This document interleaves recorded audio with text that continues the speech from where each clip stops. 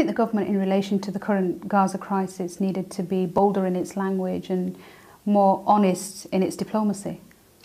In your resignation letter, you talked about how the government's policy on Gaza was morally indefensible, not in Britain's national interest, and that there'd be a long-term detrimental impact on our reputation. Really strong words.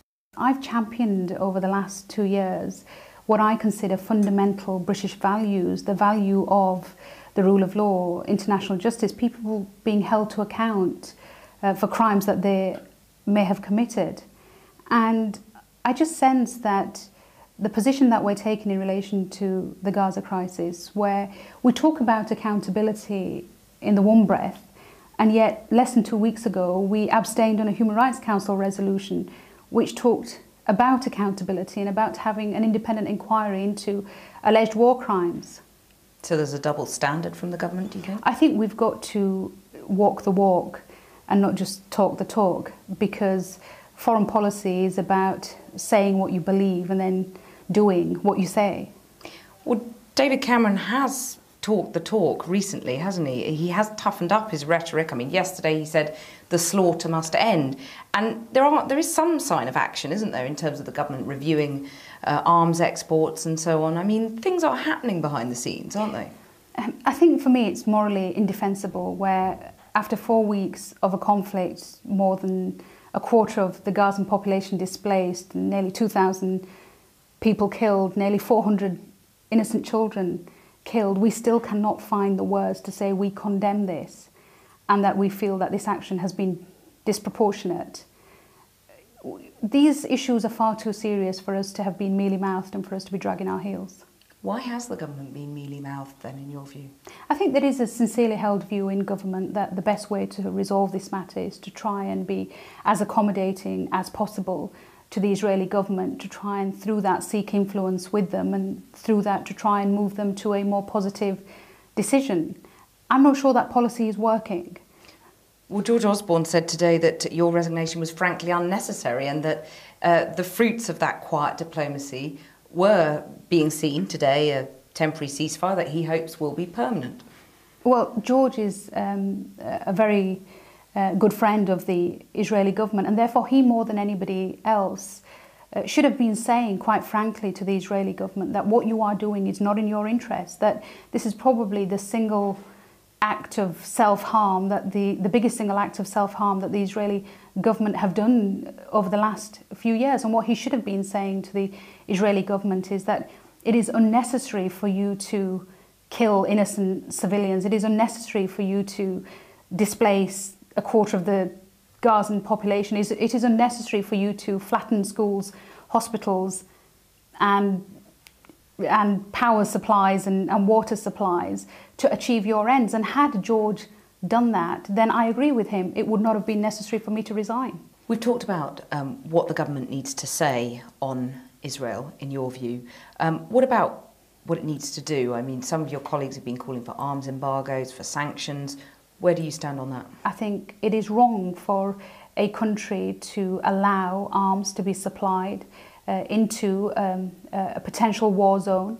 It seems odd that we have a policy at the moment where on the one hand we allow arms to be supplied and on the other hand we're spending taxpayers' money on patching up the people who may have been injured from the use of those arms.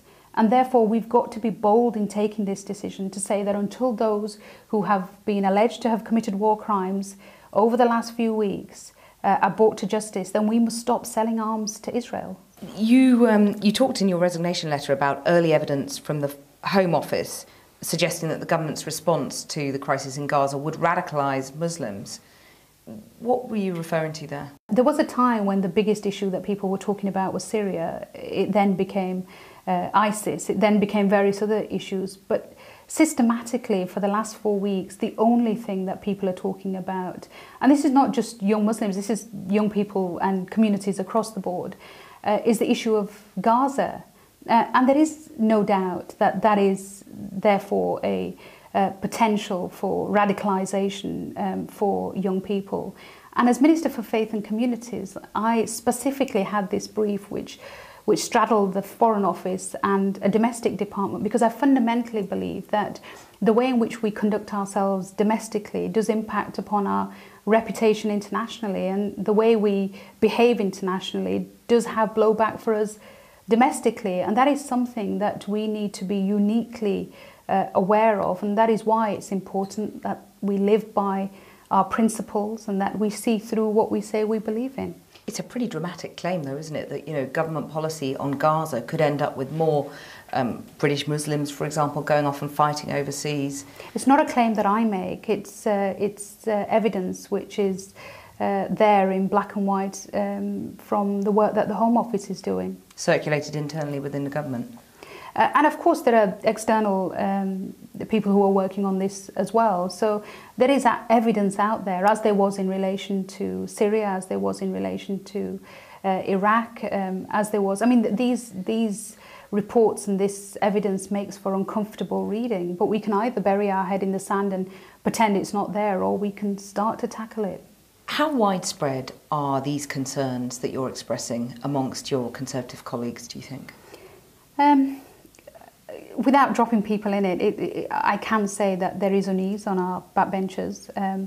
There is concern at ministerial level. I can say very candidly that I've had one senior Conservative on the phone in tears about material that they'd seen and the fact that they felt we weren't doing anything about it. A minister, was it? Not a minister, a backbencher. I've had a minister in a late night conversation talking about resignation.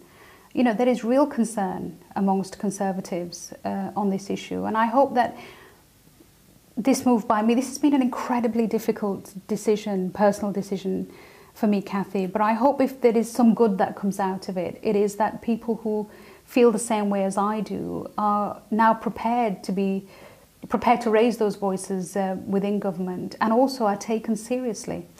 Was there a particular moment within the last 4 weeks where you thought, right, okay, that's it, I have to go?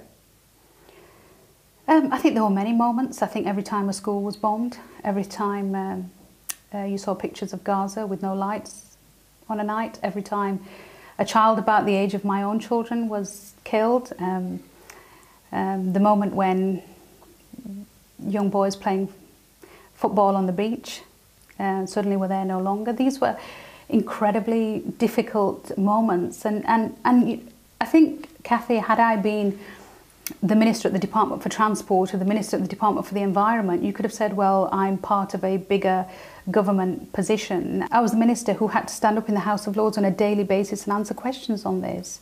I therefore had a responsibility, and I therefore felt that to take that responsibility to its natural conclusion, when I felt that I couldn't change a government policy that I disagreed with, I had to step down. Sayeeda Warsi, thank you very much. Thank you.